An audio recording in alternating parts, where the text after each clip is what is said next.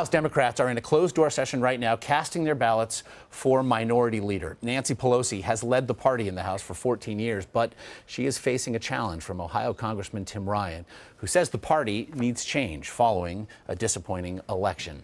Washington Post reporter Ed O'Keefe is following the action on Capitol Hill for us and now joins me by phone. And again, Ed, in an article that you wrote this morning, you said that today's vote is really shaping up as a vote of confidence here in Nancy Pelosi. What do you mean? Yeah, not only a vote of confidence in her, but I think really a proxy battle over the future of the Democratic Party. Look, she's gunning for her 8th term atop the House Democratic Caucus, which remains in minority status going into next year. And there's some concern about that. You know, you've got a caucus now that really is a bunch of older members from very urban, safe Democratic districts, coupled increasingly with younger members in their late 30s and early 40s who have ambitions beyond the House chamber. They want to run for the Senate, maybe. They want to run for governor. Some of them probably want to run for president, but who doesn't up on Capitol Hill? And they see this continued leadership of Nancy Pelosi is really getting in their way and getting in the way of making sure that the Democratic Party is making gains outside of those safer urban districts and into red states, Midwestern states, and the rural South, where the party has been losing ground really for the last 2 decades. So what kind of message would it send, do you think, if Tim Ryan pulled this upset?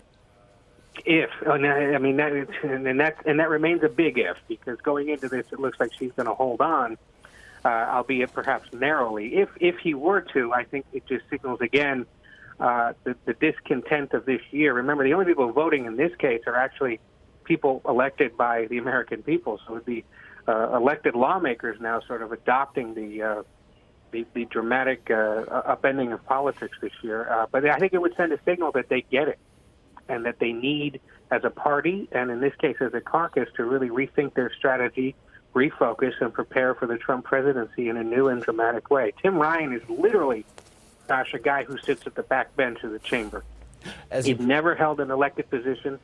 He's never been a big party fundraiser or campaigner for his colleagues, but he was concerned enough by what happened earlier this month that he said somebody has to stand up and try to stop her from leading the caucus again, and at least present the idea that, you know, a younger, fresher perspective is needed. And it was an argument he made to our Nancy Cordes today, in part saying that the party needs to focus on economic issues to win back Midwestern voters who went for Donald Trump. It sounds like a repudiation not just of Congresswoman Pelosi's leadership, but perhaps a repudiation of the campaign run by Hillary Clinton. We've heard Chuck Schumer say that there needs to be a greater focus on economic issues as well, regardless then of today's vote. What sort of shift might you anticipate moving forward here?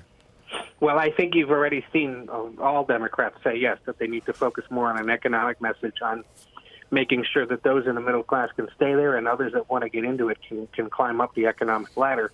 That has been a sort of traditional Democratic rallying cry for years, and I think Ryan is speaking to the idea that perhaps the party had gotten away from that in recent years because they've seen the explosive growth among minorities especially, and adopted more of an identity politics strategy that speaks to the idea of electing women and minorities and going after voters in new places and not necessarily shoring up the base. So, you know, that's why I believe that this really what it is more than anything is the opening battle of the future of the Democratic Party. If she prevails, fine. But will she hear the concerns of her colleagues who vote against her and adopt a more focused economic message that can resonate in Tim Ryan's Ohio and in red states that did not vote for Democrats and haven't voted for Democrats, not only at the presidential level, but at the congressional level now for several years. And if she can refocus that, then, you know, she may succeed. I've had a few of her allies remind me, look, for the first part of her reign over House Democrats, she was the main partisan foil of a Republican president. And after 6 years of that Republican president, she became Speaker. What's not to say that in 2, 4, or 6 years, the Democrats can retake control of the House with a Republican president after meticulously and surgically prosecuting every single aspect of his or her policy. And that's what they believe she can do. Whether she ends up doing that, Josh, beyond 2018, however, remains to be seen. I've had other members say this is probably her last leadership election. She realizes now she needs to prepare to exit and find a successor.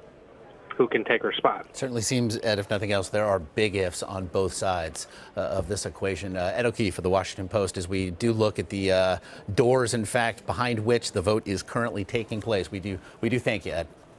Take care.